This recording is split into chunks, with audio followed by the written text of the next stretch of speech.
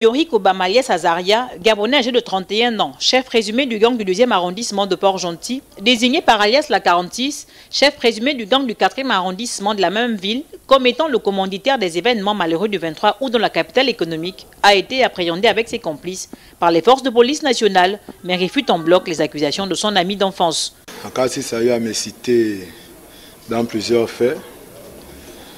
J'ai été arrêté, j'ai été tiré et puis j'aurais me justifier devant les magistrats par rapport aux effets qui ont été inculpés contre ma personne. D'accord, maintenant, si vous n'avez rien à voir avec ça, pourquoi vous étiez en fuite? Bon, j'ai eu comme... j'étais beaucoup stressé, j'avais peur. Peur de quoi? Vu ce que les gens disaient aussi, par rapport à mon passé.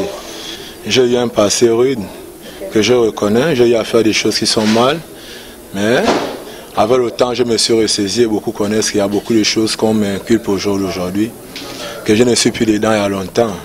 En ce qui concerne le concert de l'oiseau rare, je ne sais pas pourquoi la 46 implique l'oiseau rare là-dedans. Sans vous mentir, le pauvre jeune artiste, il n'a rien à voir là-dedans. Au jour que l'oiseau, je ne sais pas comme il dit, que j'ai pris colère parce qu'il a eu à me pousser. Bon, je ne sais pas pourquoi il le dit.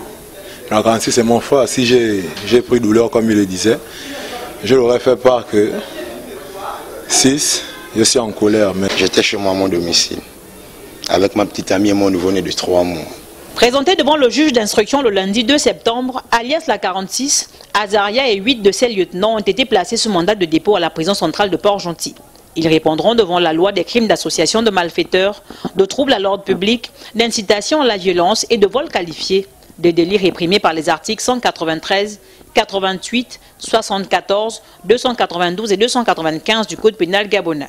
Quelques jours plus tôt, alias Zepekenyo et ses compères étaient également déférés à son famille pour trouble à l'ordre public, incitation à la violence et à la commission des délits et des crimes, des infractions prévues et punies par les articles 281 et 88 du Code pénal.